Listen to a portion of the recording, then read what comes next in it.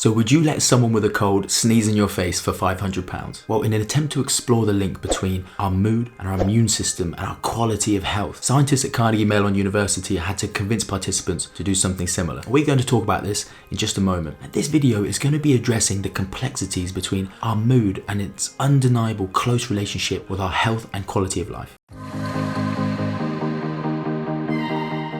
Depression, for example, is the most commonly diagnosed mental health condition today, and its prevalence is increasing. In America, those who have been diagnosed with depression at any point in their life has risen to 29%, and the UK is not far different, with 1 in 6 individuals reporting depressive symptoms. And these figures seem to have exploded since COVID. At the same time we've observed this inflation in mental health issues, we've also noticed similar climb in chronic health disorders, and I don't believe this to be a coincidence. And we can look at this in a number of ways. For example, chronic disease does appear to be linked with depression. A longitudinal study showed that those suffering with chronic illness, especially those associated with pain, had far higher rates of depression. And I suppose this is unsurprising because if you're battling symptoms daily, particularly if it's pain, then it's very easy to recline into negative emotions, into a negative headspace. And this is confirmed with the CDC and National Institute of Health showing far higher rates of depression in those suffering from chronic illness. But interestingly, we can draw similar links even when this is reversed. What if depression was a cause of chronic illness? For example, a prospective study that followed participants over 24 years found that those suffering from depression were almost twice as likely to develop cancer. Furthermore, a meta-analysis of 16 studies that asked the question, does depression cause obesity? And what they found was those suffering from depression were up to 2.5 times more likely to develop obesity in their lifetime. And even the presence of depression seems to be linked with increased mortality when it comes to cardiovascular disease. So it does appear to go both ways, that our mental health and our physical health has an element of codependence. Of course, these relationships are incredibly complex and almost never down to a single variable. Let's take depression and obesity. Of course, if you're depressed, you're more likely to recruit unhealthy coping mechanisms, more likely to binge eat and make poor food choices. You may also have the fatigue associated with depression that means you're less likely and less motivated to want to go out and exercise. But what we also know is that suffering from low mood and the sense of low self-worth is associated with very real biochemical effects in the body. When you're stressed, of course, you release high quantities of adrenaline and cortisol, these stress hormones. High levels of cortisol when you're stressed can lead to actually an increased appetite, particularly for those comfort foods, which is why when you're stressed you might find yourself staring down the bottom of an empty Ben & Jerry's tub. What's more though, cortisol can actually cause your body to redistribute white adipose tissue to accumulate in the abdominal region. So without realizing it, when you're stressed and you have high levels of cortisol, you are signaling to your body to store fat in the abdominal area. So there are many contributing and confounding factors when we're thinking about the link between our mental and our physical health, but this link has been well established. But what's interesting is that there are 20 times more studies on the effects between depression and ill health than there are between happiness and health. However, the emerging field of positive psychology is unveiling some really interesting things regarding our optimal mental and physical well-being. This is really important as I feel that very often in medicine we are too disease focused. We are very often fighting off the back foot and can be lured into simply treating symptoms. However, researching what is optimal health and well-being and then designing a roadmap from where you are to there may be your ticket to escape disease. So growing evidence has shown that positive psychology is linked with a lower incidence of disease. However, again, we ask the question, well, which came first? Are people happy because they're healthy, or are they healthy because they're happy? Prospective studies that have followed participants have shown that those who start off happier do end up healthier. A meta-analysis, a huge one that looked at 70 different studies on mortality, did show that those with a positive psychology, it had a favorable effect on their mortality, showed they were able to live longer. And this was true of those if they were healthy or if they were in a disease state.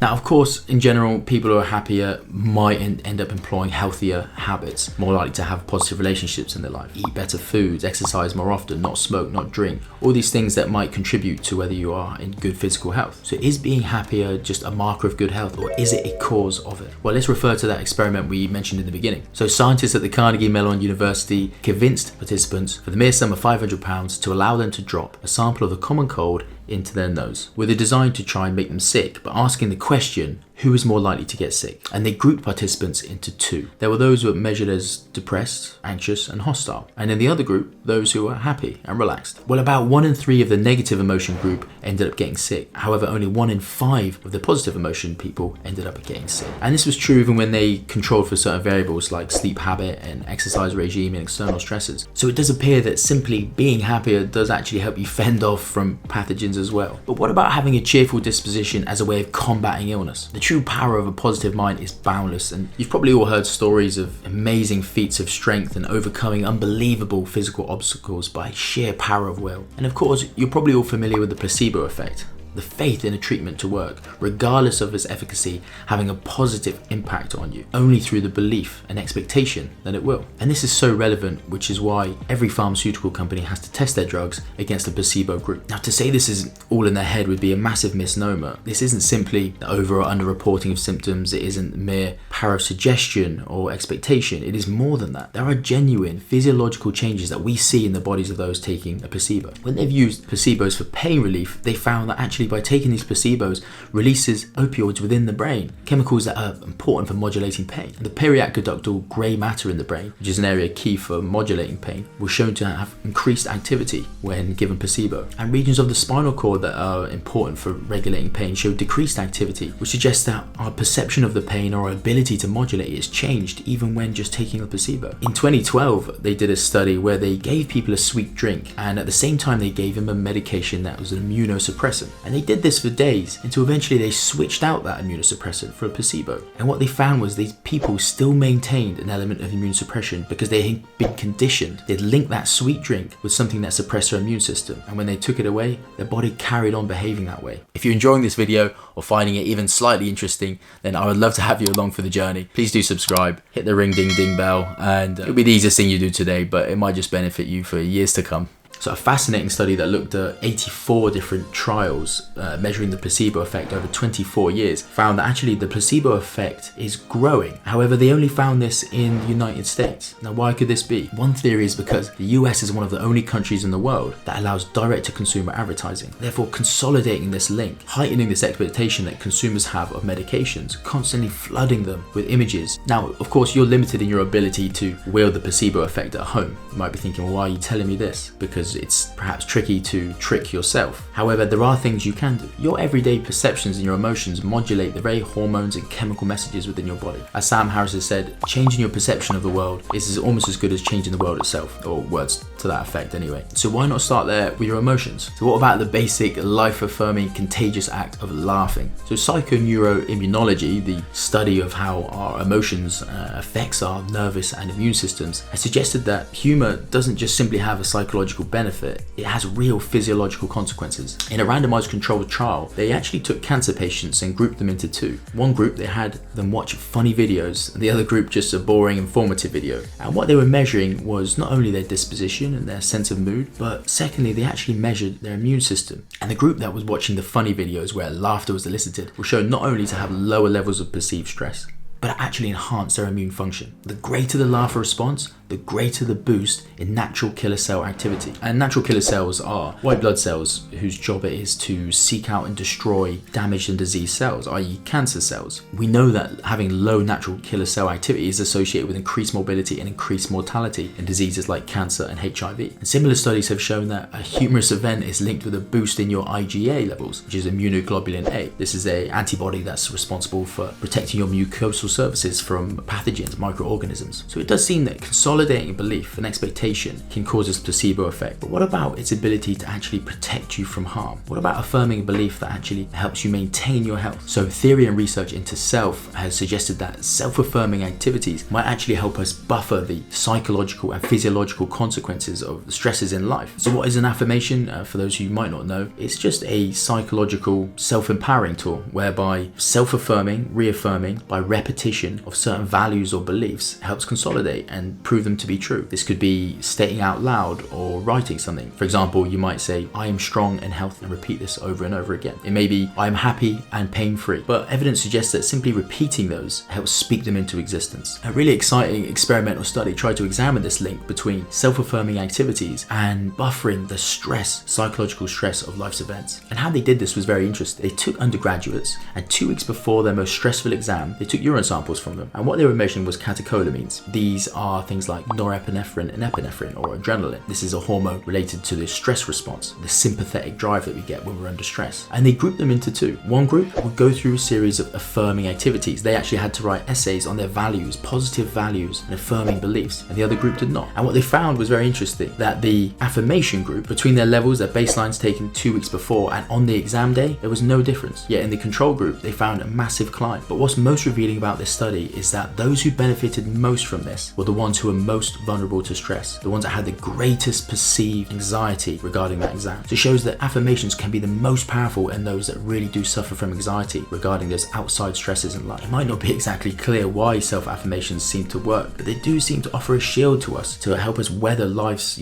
unpredictable and predictable stresses. So lastly, and perhaps less surprisingly, is the benefit we can get from exercise and, placing the body through this type of positive physical stress and the monumental redeeming qualities it can have on our state of mind. Some do hold the belief that exercise and its benefit in depression is there because of its physical effects, direct physical effects, that is from the neck down.